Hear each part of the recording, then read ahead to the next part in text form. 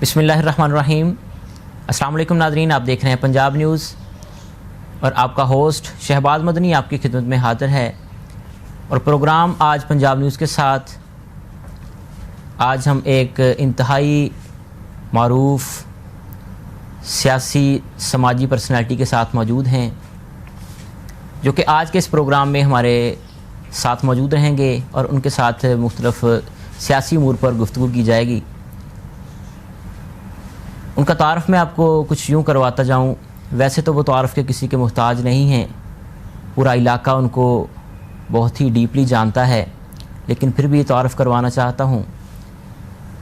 सियासी समाजी शख्सियत चौधरी गुल अहमद मोहोटा साहब, उनके पास आज हम मौजूद हैं और आज का ये खूबसूरत प्रोग्राम जो है वो उनके साथ ही गुजरेगा।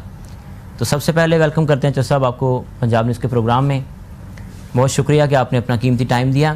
तो सबसे पहले तो आप, जैसा कि मैं पहले बता चुका हूँ कि ओवरऑल इलाका जो है वो आपको जानता है, बहुत ही डीपली जानता है, लेकिन जो आज की यंग जनरेशन है उनके लिए आप थोड़ा अपना इंट्रोडक्शन करवाएं कि आप कहाँ पैदा हुए, बचपन कहाँ गुजारा और इब्तदाई तालीम जो है वो आपने कहाँ से हासिल की है। जी बिस्मिल्लाहिर्रहमानिर्रहीम। मेरा जाए पैदाइश तो तहसील समंदरी चक नंबर 135 गाहबे डिस्ट्रिक्ट फैसलाबाद है जी। वहाँ कई ज़िम्मेदार घराना से मेरा एक तल्लक है। तो वहाँ मैंने इब्तदाई तालीम जो है वो फैसलाबाद से सेंट पॉल स्कूल से हासिल की। उसके बाद मैं मैट्रिक मैंने किया अलीगढ़ स्कूल लाहौर से जी। फिर मैं एफसी कॉलेज चला गया, वहाँ से मैंने ग्रेजुएशन की और पंजाब यूनिवर्सिटी से LLB की डिग्री। तो चौधरी साहब आप ये बताइएगा कि आपको सियासत का शौक़ कैसे पैदा हुआ, कब से आपने जो वो सियासत का आगाज़ किया है? सियासत बेसिकली जो प्रैक्टिकल सियासत में तो ठीक है, मैंने आगाज़ किया जी नाज़म यूनियन काउंसिल से मैंने अपनी सियासत का आगाज़ किया।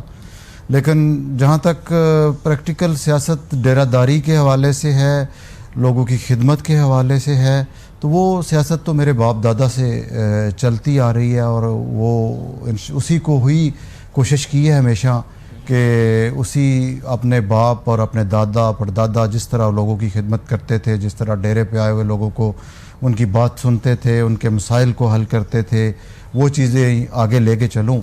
तो वो चीज़ जो है उसी का ही एक शौक़ था, उन्हीं को देख के, अपने बुज़ुर्गों को देख के ही मैंने ये आगाज़ किया था और उसको ही लेके चला हुआ।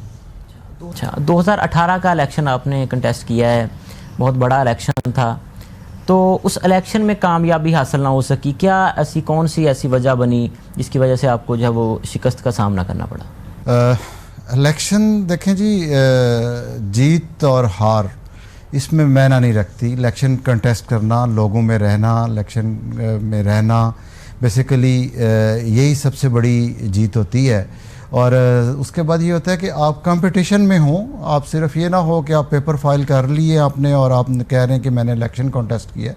आप एक अच्छे फिगर के साथ आगे चलें और बाकी जीत हार तो किस्मत का फैसला होता है। लोग जो बेहतर समझती है, आवाम जो बेहतर समझती है, वो ख़ास तौर पे आपको पता है जो इलेक्शन का ट्रेंड है पाकिस्तान में और हमारे मुल्क में, वो वक्ती चमक दमक जो है उसको ज़्यादा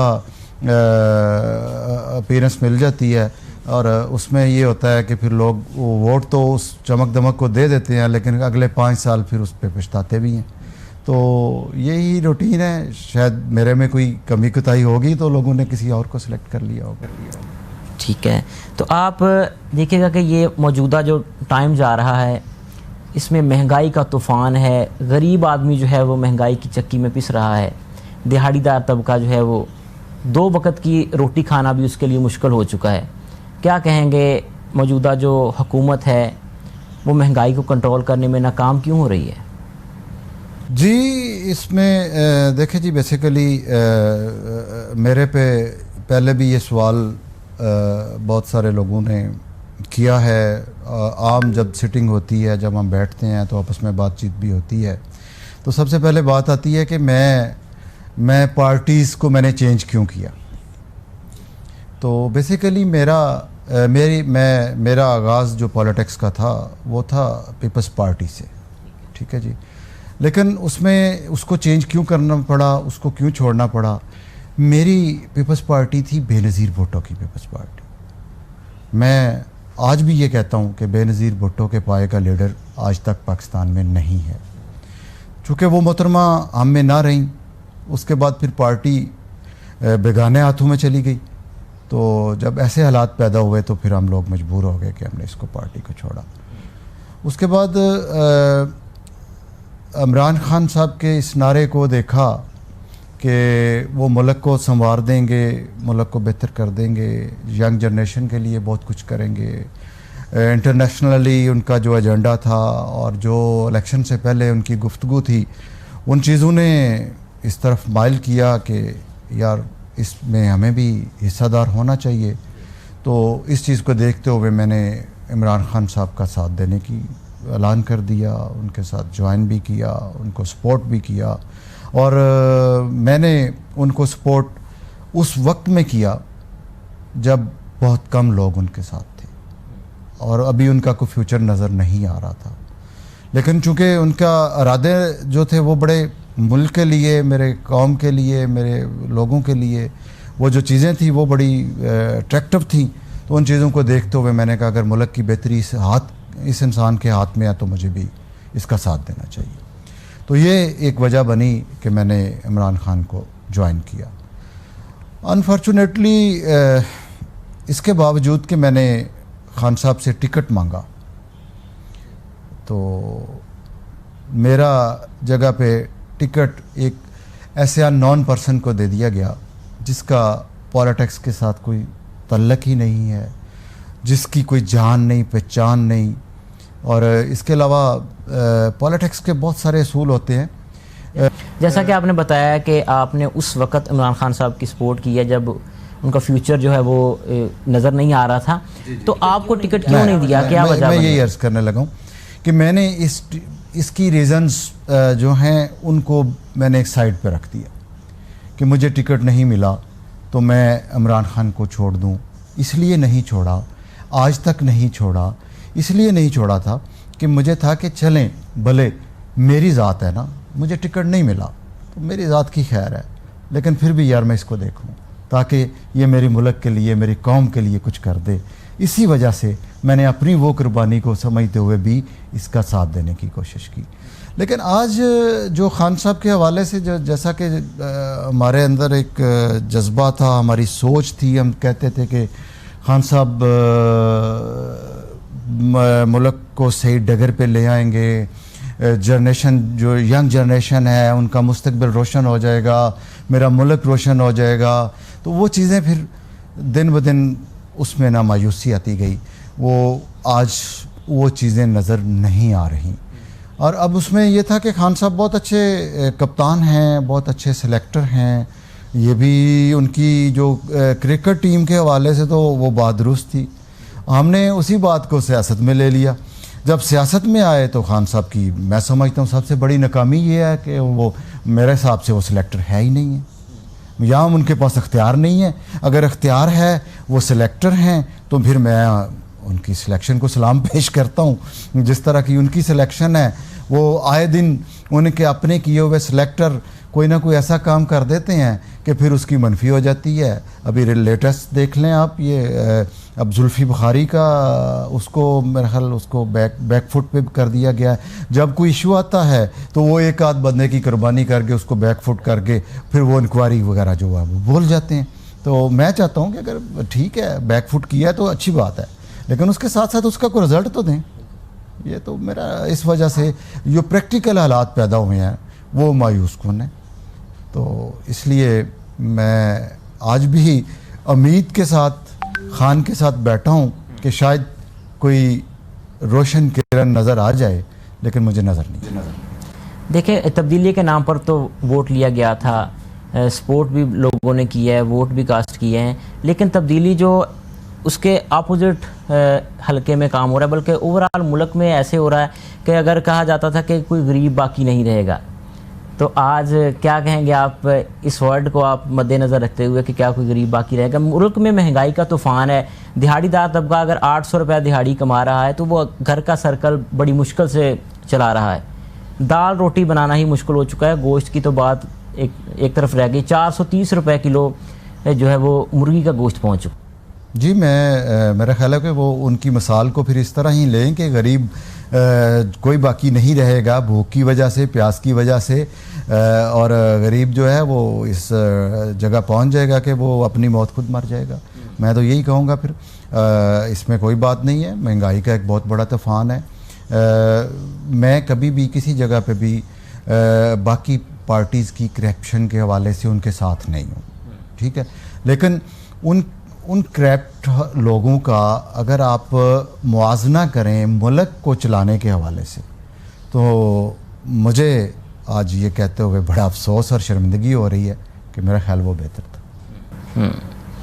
नाज़रीन, सवालात का सिलसिला अभी जारी है, यहाँ लेते हैं एक शॉर्ट सा ब्रेक के बाद दोबारा हाज़िर होते हैं। कहीं जाए एक बात।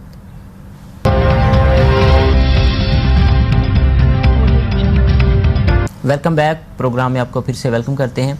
तो सब, जैसा कि आपने जुल्फ़ी बुखारी का जिक्र किया है, तो रावलपिंडी रिंग रोड पर जो स्कैंडल सामने आया है, तो उस हवाले से इमरान खान साहब पर जो है वो जो पनामा का रोना रोया जा रहा है, जिक्र किया जा रहा है, उस स्कैंडल के हवाले से क्या कहेंगे आप? देखिए जी, मैंने तो बड़ा क्लियर बता दिया है कि ये बहुत बड़ा स्कैंडल है और ये गेम चेंजर साबित हो सकता है। जिस तरह का ये स्कैंडल है, ये इमरान खान साहब को शायद अभी आइडिया नहीं है या वो सोचते थोड़ा लेट हैं, मुझे इस बात का अंदाज़ा नहीं है, लेकिन मेरे हिसाब से ये स्कैंडल जो है अभी आपको दिन ब दिन आप देखेंगे कि ये गेम चेंजर साबित होगा। तो ये इस पर क्यों नहीं अभी तक जो है वो एक्शन लिया जा रहा, क्या रीज़न क्या है? सर, उनका ये ख्याल था कि जुल्फ़ी बुखारी की कुर्बानी दे के तो बस इसका एक्शन हो गया और काम मुकम्मल हो गया, लेकिन उनको ये नहीं पता कि इससे मसला नहीं हल होना। ये देखें ना जी, इसके पीछे कितने हाथ हैं, अभी इसके पीछे मिनिस्टर्स हैं, एक जुल्फ़ी बुखारी तो नहीं है ना। तो फिर अब इतने लोगों की, इतनी टीम की जो नाकामी है, वो मैं समझता हूँ वो खान साहब की नाकामी है। फिर खान साहब की मॉनिटरिंग ठीक नहीं है, उनका कंट्रोल ठीक नहीं है, उनको पता ही नहीं है कि मुल्क में क्या हो रहा है और ये उनके कार्य खास कर क्या रहे हैं। तो मैं तो समझता हूँ कि ये खान साहब की नाकामी है, ये बुखारी शिकारी कौन है, उनकी नाकामी नहीं है। अच्छा सर साहब, एक अवामी सवाल है कि आप जो है वो इलेक्शन कंटेस्ट करते हैं, तो इलेक्शन के बाद जो है वो हल्के में नज़र नहीं आते, इसकी क्या रीज़न है? थोड़ा वजाहतली बता दें आप। शायद आप इसमें मेरा प्रॉब्लम ये था कि मेरा जो हल्का था, अनफॉर्चुनेटली सूबाई असम्बली के हवाले से, वो मेरा हल्का वो था कि जो जहाँ पे मैं रहता नहीं था, ठीक है जी। मेरा हल्का बेसिकली, मैंने इलेक्शन कॉन्टेक्स्ट सूबे, मैंने तहसील नाज़म का इलेक्शन अपनी तहसील से लड़ा, मैंने यूनियन काउंसिल का इलेक्शन जो था वो अपनी यूनियन काउंसिल छोड़ के एक चैलेंज समझते हुए किसी और यूनियन काउंसिल से लड़ा। अच्छा, उसके बाद एक सूबाई इलेक्शन आ गया जो कि मुझे लड़ना पड़ा, और वो इलेक्शन मैंने तहसील समुंदरी से हट के तहसील सदर से लड़ा। चूँकि आप का फोकस और मेरी रहायश और मेरा सब कुछ वो तहसील समुंदरी है, तो इसलिए शायद ये भी एक ऑब्जर्वेशन है कि मैं शायद नज़र नहीं आता, चूँकि मैंने वोट फिर जिस हल्का से लिए थे उनके साथ मेरा जीना मरना है। जहाँ तक मेरी तहसील समुंदरी का मैटर है, तो वो तो मेरा घर है, उसको तो मैं कभी भी नहीं छोड़ सकता। मेरी हर ईद, मेरी हर खुशी, मेरी हर गमी, मेरा दुख सुख दोस्तों के साथ वहाँ पे मेरी समुंदरी में इसलिए साझा है कि वो मेरे ग्राई हैं, मैं उनके साथ मेरी एक ख़ानदानी रिलेशनशिप है। तो मैं वहाँ पे उनकी खुशी गमी में एज ए पॉलिटिशियन नहीं, बल्कि उनका एक ग्राही होने के नाते उनकी खुशी गमी अपनी समझते हुए उनके साथ मेरा आना जाना है। लेकिन पॉलिटिकली मेरा नज़र ना आना, उसकी मेन रीज़न ये थी कि चूँकि मैंने इलेक्शन जो है वो दूसरे हल्का से लड़ा, फिर मुझे उन लोगों के साथ पॉलिटिकली इन्वॉल्वमेंट्स ज़्यादा रखनी पड़ी। ये वजह थी कि फिर मेरी थोड़ी सी गैरहाज़री अपने इलाके वाले हल्के से कम रही। तो इंशाल्लाह अब मैं उसको मज़ीद दूर भी करूंगा, और मेरा इंशाल्लाह आइंदा फोकस भी ये है कि अगर मैं इलेक्शन कॉन्टेस्ट करूं तो फिर मैं अपने हल्के से करूं। ठीक है, तो किस पार्टी से आप इलेक्शन जो अगला कॉन्टेस्ट करें? देखिए जी, मैं तो हर इलेक्शन को चैलेंज समझ के लड़ता हूं। मैंने यूनियन काउंसिल का इलेक्शन लड़ा तो मैंने एक चैलेंज समझा। मेरी यूनियन काउंसिल का नंबर था 114, मुझे किसी ने चैलेंज कर दिया 124 का, मैंने वहाँ जाके इलेक्शन लड़ा, उसको चैलेंज किया और मैं इलेक्शन जीत गया। उसके बाद तहसील नाज़म का इलेक्शन था। तहसील नाज़म का इलेक्शन, अब मेरा पूरे पंजाब में एक ज़िमनी इलेक्शन था, वो मैंने कॉन्टेस्ट किया गवर्नमेंट का टिकट, काफली का टिकट, जो लोग मेरे साथ लेने गए मेरा टिकट, उन्होंने वो टिकट अपने लिए ले लिया। मैंने उसको चैलेंज समझा, मैंने उसके खिलाफ, उस सिटिंग गवर्नमेंट के खिलाफ इलेक्शन लड़ा वहाँ उस वक्त के चीफ मिनिस्टर ने, और फिर मैं वो 63 वोट से वो इलेक्शन जीत गया। और उस वक्त के चीफ मिनिस्टर साहब ने मुझे बेशुमार ऑफ़र्स की, मुझे बेशुमार लालच दिए। मैंने उनका अपनी निजी महफल्स में कई दफ़ा दोस्तों के साथ जिक्र भी कर चुका हूँ, जिसमें मुझे सरकारी नौकरियों के एडिशनल एडवोकेट जनरल का ऑफ़र किया, मुझे मार्केट कमेटी की चेयरमैनी, फंड्स, ये वो कई ऑफ़र्स मुझे की। लेकिन मैंने उन सब को इसलिए जटलाया कि मैं, इसका मतलब है कि फिर मैं लोगों का वोट लेके अगर मैं जीत गया हूँ तो मैंने फिर वोट उनको उसका सौदा कर दूँ कि वो उसके इवज़ वो वोट बेच के मैंने अपनी को ज़ाती सीट ले लूँ और मैं अपने घर बैठ जाऊँ, तो कल को लोगों को मुंह ना दिखा सकूँ।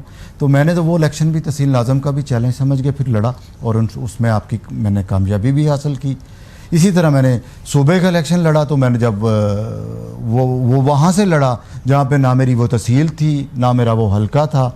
ये था कि मैं एक फैमिली बैकग्राउंड मेरी ये है कि हम एक डेरेदार लोग हैं।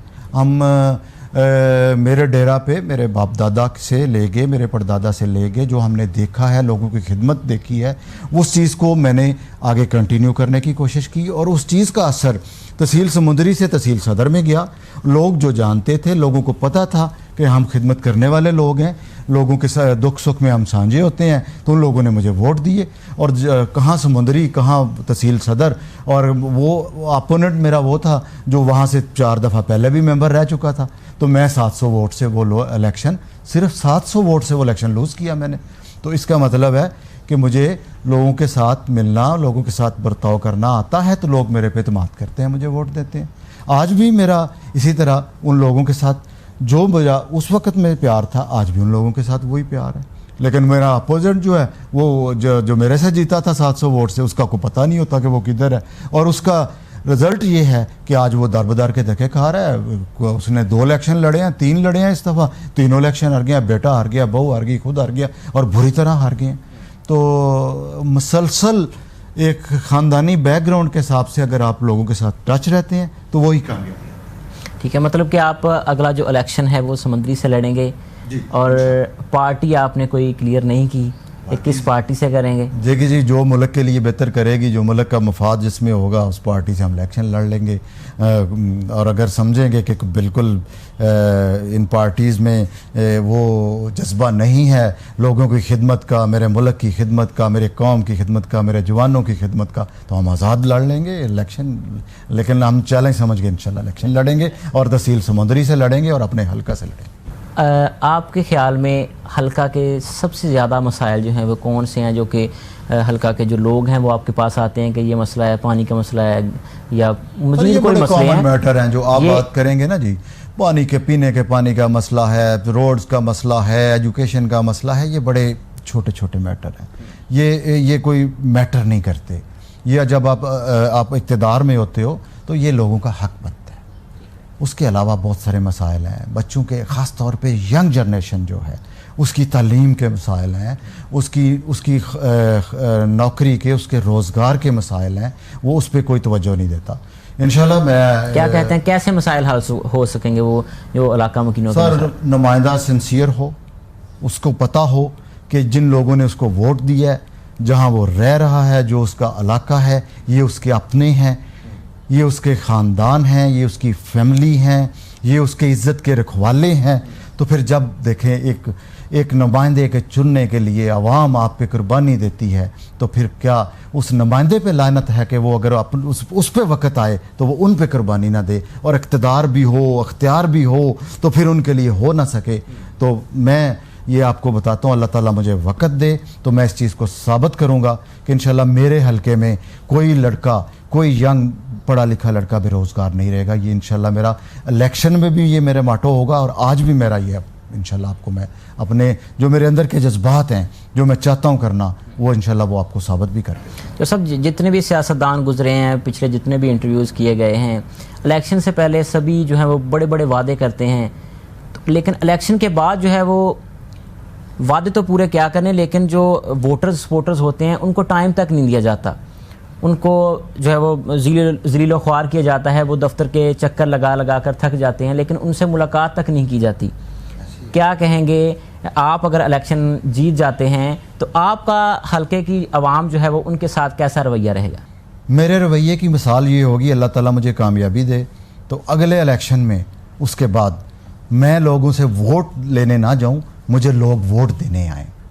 मैं अपना ये लेवल पैदा कर दूंगा उस हल्के में, उन लोगों के साथ अपना ये बर्ताव कर दूंगा, अपने हल्के के साथ, अपने स्टूडेंट्स के साथ, अपने तालिब इल्मों के साथ, अपने जो पढ़े लिखे नौजवानों के साथ, किसानों के साथ, मज़दूरों के साथ, उनके हकूक़ की इतनी के जंग लड़ दूंगा कि इंशाल्लाह अगली दफ़ा वो कहेंगे कि हाँ इसका हक बनता है, हमने इसको वोट देने हैं। और हाँ, अगर मैं ये कर ना सकूँ तो मैं आज भी उनको ये कहूँगा कि दोबारा वोट मुझे मत दीजिए। सही। अच्छा, तो सर साहब ये बताइएगा कि जैसा कि निहत्ते फ़लस्तीनियों पर जुल्म किया जा रहा है, जुल्म की इंतहा हो चुकी है, ये भी वर्ड यूज़ करें तो मैं समझता हूँ कि छोटा नहीं है, तो मौजूदा जो हमारी हुकूमत है इस पर क्या जो है वो इसका किरदार अदा करना चाहिए?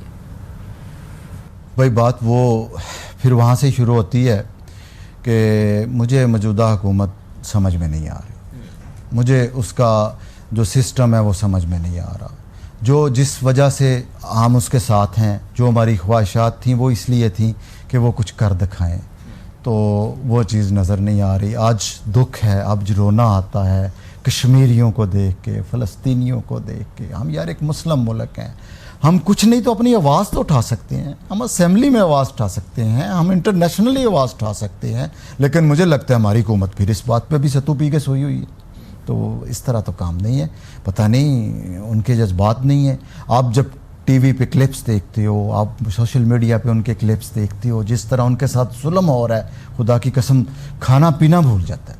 तो इंशाल्लाह मेरी हुकूमत से इख्तितार है कि आज भी अपनी आवाज़ बुलंद करें, इंटरनेशनली खान साहब अपनी इस बात पे अपनी आवाज़ बुलंद करें और इन फ़लस्तीनियों के लिए कुछ सोचें, इन कश्मीरियों के लिए कुछ सोचें, ना कि सोचते रह जाएं, इनके लिए कुछ कर दिखाएं। तो जैसा कि आलमी वबा कोरोना वायरस ने मुल्क पाकिस्तान को भी अपने घेरे में ले रखा है, तो मौजूदा हालात को मद्देनज़र रखते हुए हुकूमती इक़दामात को कैसे देखते हैं आप? कोरोना वायरस तो खैर पूरी दुनिया में ही, इसमें कोई शक नहीं। तो इसमें मैं ये कहूँगा कि कुछ हद तक हुकूमत की पॉलिसीज़ जो थी वो बेहतर थी, तो इन टाइम कुछ फ़ैसले इन्होंने किए भी, तो बाकी इसमें अकेली हुकूमत कुछ नहीं कर सकती, इसमें हम आवाम और हुकूमत मिल के ही कर सकते हैं। हमें इस बात का एहसास होना चाहिए कि हम कम से कम किसी के लिए नहीं तो अपनी जान की खातर, अपनी जान बचाने की खातर, अपनी सेहत की खातर हम वो जो मामलात हैं उसको कोरोना के मुताबिक जो हैं, उसके SOPs के मुताबिक जो हैं अपनी ज़िंदगी गुजारें। तो ये दोनों मिल के कर सकते हैं, अकेली हुकूमत और अकेली आवाम कुछ नहीं कर सकती। लेकिन अल्हम्दुलिल्लाह मुल्क में लगता है कि बेहतरी आ रही है, और मेरी दुआ है अल्लाह पाक से कि मुल्क के पाकिस्तान को इससे महफूज करे, उम्मे मुसलमा को इससे महफूज फरमाए, आमीन। तो जी नाज़रीन, जैसा कि आपने आज का ये प्रोग्राम देखा, आज का ये ख़ुसूसी प्रोग्राम सियासी समाजी शख्सियत चौधरी गुल अहमद मोहोटा के साथ रहा, और आपने उनकी सियासी गुफ्तगू भी सुनी और उनका ये पैगाम भी आपने सुना है कि वो अगला इलेक्शन जो है वो कहाँ से कंटेस्ट कर रहे हैं, और हल्के की आवाम को उन्होंने जो खूबसूरत मैसेजेस दिए हैं वो भी आपने सुने। उम्मीद करता हूँ कि आज का ये प्रोग्राम आपको बहुत ही पसंद आया होगा। अगले प्रोग्राम के लिए मुझे और मेरी टीम को दीजिए इजाज़त। अल्लाह निगहबान। पाकिस्तान जिंदाबाद।